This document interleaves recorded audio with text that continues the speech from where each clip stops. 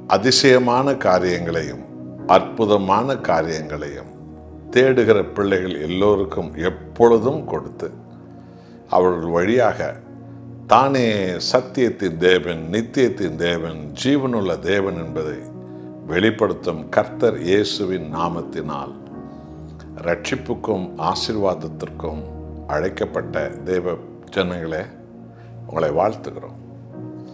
எரேமியா தீர்க்கதரிசன புஸ்தகத்தில் 23ஆம் அதிகாரத்தில் 27வது வசனம், இன்றைக்கு விசுவாச உலகில், சபைகளின் மத்தியில், விசுவாச உலக கிறிஸ்தவ உலகில் சத்துரு மிக தந்திரமாக ஆண்டவராக இயேசு கிறிஸ்துவை அறிகிற அறிவுக்கு தடையாக, சத்தியத்தை அறிகிற அறிவுக்கு தடையாக அநேக பேரை பொய்யர்களாக, பொய் தீர்க்கதரிசிகளாக, வஞ்சிக்கிறவர்களாக, ஏமாற்றவர்களாக, ஒளியின் தூதன் வேஷம் போடுகிறவர்களாக பிசாசு அநேக பேரை கிறிஸ்தவ உலகிலே, கிறிஸ்தவ சபைகளில், கிறிஸ்தவ விசுவாசிகள் மத்தியில் அனுப்பி வைத்திருக்கிறார். அதனுடைய ஒரே நோக்கம் கர்த்தராக இயேசு கிறிஸ்துவை முழு இதயத்தோடு தேடுவதை விட்டுவிட்டு இப்படிப்பட்ட பொய்யர்களையும் இப்படிப்பட்ட மாயக்காரர்களையும் ஊழியக்காரர்கள் என்ற பெயரில்,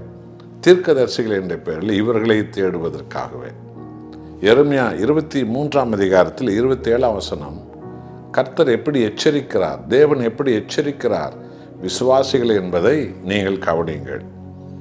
என் ஜனத்தின் பிதாக்கள் பாகாலி நிமித்தம் என் நாமத்தை மறந்தது போல இவர்கள் தங்கள் அயலாருக்கு விவரிக்கிற தங்கள் சொப்பனங்களினாலே என் நாமத்தை அவர்கள் மறக்கும்படி செய்ய பார்க்கிறார்கள். கவனித்து பார்த்தீங்களா? அன்றைக்கு இஸ்ரவேல் ஜனங்கள் மத்தியில் அந்த இஸ்ரவேலின் தேவனாம், ஒளியின் தேவன், சத்தியத்தின் தேவன், பரிசுத்த தேவன், விடுதலை கொடுத்த தேவன், புது பாலும் தேன ஓட தேசத்தை கொடுத்த தேவன், அந்த மகத்துவமுள்ள தேவன், தூக்கி சுமந்த தேவன், அந்த மகிமையான தேவனை இஸ்ரவேல் மக்களிலே எத்தனையோ லட்சமான பேர் மறந்து போனார்களாம்.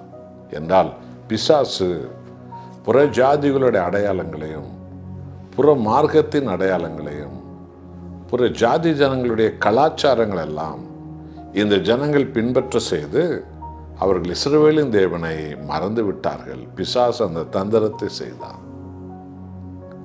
அதனுடைய விளைவுதான் பாலும் தேனோட தேசத்தில் விடுதலை பெற்று, அந்த பாலும் தேனும் தேசத்துக்கு வந்த, எகிப்திலிருந்து விடுதலை பெற்று வந்த இஸ்ரவேலர்கள் திரும்ப பாபிலோனுக்கு கைதிகளாக துரத்தி அடிக்கப்பட்டார்கள். திரும்ப பல நாடுகளுக்கு சிறைப்பிடிக்கப்பட்டார்கள். காரணம் என்ன தெரியுமா? அவர்கள் விடுதலை கொடுத்த, வாழ்வு கொடுத்த, தூக்கி சுமந்த, புது தேசத்தை கொடுத்த தேவனை மறந்ததுனால. அதே போல இன்றைக்கு கிறிஸ்தவ உலகில் அநேக ஊழியர்கள் என்ற பெயரில், தீர்க்கதரிசிகள் என்ற பெயரில் நிறைய பேர் ஜோசிக்காரர்களாக மாறி ஜனங்களுடைய பலவீனத்தை பயன்படுத்தி, ஜனங்களுடைய அந்த அறியாமையை பயன்படுத்தி, அநேக ஜனங்கள் வேத சத்தியத்தை அறிகிற அறிவில்லாமல் இருக்கிறதை பயன்படுத்தி அவர்கள் அநேக கனவுகளையும் தரிசனங்களையும் பொய்யாய் அதை பின்னி, அதை அலங்கரித்து, அதுக்கு கலராக பெயிண்ட் அடித்து விதவிதமான பொய் கனவுகளையும், பொய் தரிசனங்களையும், பொய்யான தீர்க்க தரிசனங்களை ஜனங்களிடத்தில் சொல்லி தன் உயிரை கொடுத்து மீட்டு கொண்ட கர்த்தர் இயேசுவை ஜனங்கள் தேடாதபடிக்கு என் ஜனங்களுக்கு இவர்கள் செய்கிறார்கள் என்று ஆண்டவராகிய கடவுள் எச்சரிக்கை கொடுத்திருக்கிறார். ஆமாம் நண்பானவர்களே, நான் போன மாதம் பரலோகம் போய் வந்தேன், பிதாவை பார்த்தேன், அவர் என்னை இட்லி சாப்பிட வச்சார், இயேசுநாதர் பக்கத்தில் டவுல் வச்சு நின்றுந்தார் என்று சொன்ன உடனே, ஒரு பொய் கதை கேட்ட உடனே இதை நம்புறதுக்குன்னு பல ஆயிரம் கூட்டம் இருக்குது தமிழ்நாட்டில் எல்லாம், கிறிஸ்தவ தமிழ் உலகத்தில். எனக்கு ஒரு தரிசனம் வந்தது, நான் அந்த லோகம் போனேன், நான் இந்த லோகம் போனேன், நான் நரகம் போனேன், நான் பாதாளம் போனேன். அன்பானவர்களே, ஆண்டவராக இயேசு கிறிஸ்து தன்னுடைய அப்போஸ்தலருக்கு கொடுத்த கட்டளை உலகமெங்கும் புறப்பட்டு போக சொன்னார். அந்த லோகத்துக்கும் இந்த லோகத்துக்கும் பாதாளத்துக்கு போக யாருக்கு ஆண்டவர் உரிமை கொடுக்கவில்லை. பவுலை தேவன் 3ஆம் வானத்திற்கு அழைத்தார். ஏனென்றால் சபையினுடைய கேட்பாடுகள் சட்டத்திட்டங்களை எழுதுவதற்காக. அதனால தான் பரிசுத்த பவுல் அப்போஸ்தலர் 14 கடிதங்களை எழுதினார். அதுதான் சபைகளின் சட்டங்கள். யோவானை கர்த்தர் 3ஆம் வானத்திற்கு அழைத்தார். 1000 வருஷ அரசாட்சியில் சாத்தான் எப்படி அழிக்கப்படுவான், உலகில் உள்ள அக்கிரமக்காரர்கள் எல்லோரும் இயேசுவின் வருகையில் எப்படி அழிக்கப்படுவார்கள், அந்த 1000 வருஷ அரசாட்சியில் பரிசுத்தவான்கள் பரிசுத்தவதிகள் மக்கள் கூட்டத்தை, எண்ண முடியாத அந்த பரிசுத்தவான்கள் கூட்டத்தை தேவாதி தேவன் எப்படி ஆளுகை செய்வார், நித்திய வாழ்வு எப்படி உண்டு என்பதை வெளிப்படுத்தல் விசேஷத்தில் எழுத வைத்தார்.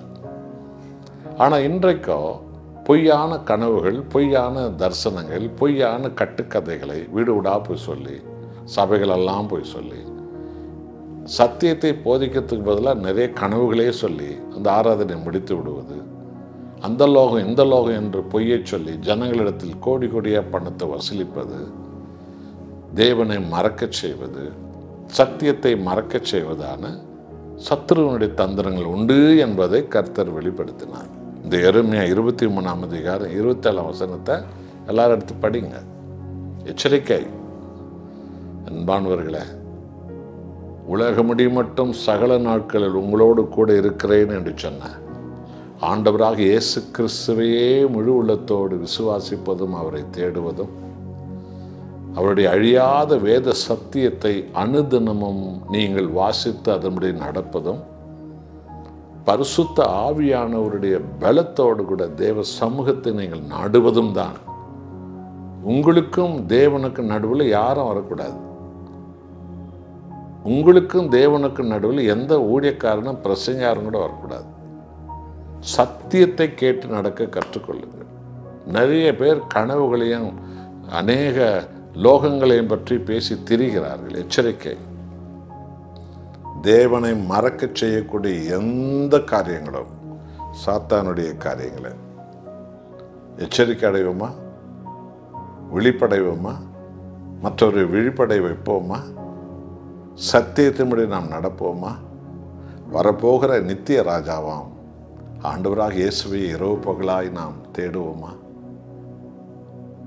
நம்மை நாம் முழுவதுமாக அர்ப்பணிப்போம். நல்ல தேவனே, அக்காலத்தில் இஸ்ரவேலர்களை சாத்தான் ஒளியின் தூதனை வேஷம் போட்டு எப்படி அந்த மக்களை ஏமாற்றி உம்மை மறக்க செய்தது போல, உம்முடைய வருகையின் காலத்திலும் எங்கள் ஆண்டவராக இயேசுவே உம்மை மறக்க செய்கிற உபதேசங்கள், உம்மை தேடாமல் செய்கிற உபதேசங்கள், உம்முடைய சத்தியத்தை பின்பற்றாமல் செய்கிற கட்டுக்கதைகளும் தரிசனங்களும், அந்த லோகம் இந்த லோகம் என்று பொய்க்கதைகளை சொல்லி ஜனங்களை கொள்ளையடித்து ஆண்டவரை ஏமாற்றி தெரியும் கார்ப்பரேட் கம்பெனி ஊழியக்காரர்களையும் இயேசுவின் நாமத்தினால் நாங்கள் கடிந்து கொள்கிறோம்.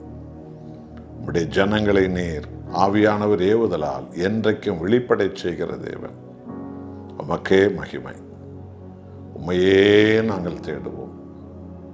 உம்முடைய முகத்தையே நாடுவோம். என் கர்த்தராக இயேசுவே, உம் பாதத்தையே எப்போதும் பற்றி கொண்டு உம்மையே நாங்கள் ஆராதிப்போம். இயேசுவின் நாமத்தில் பிதாவே, ஆமென்.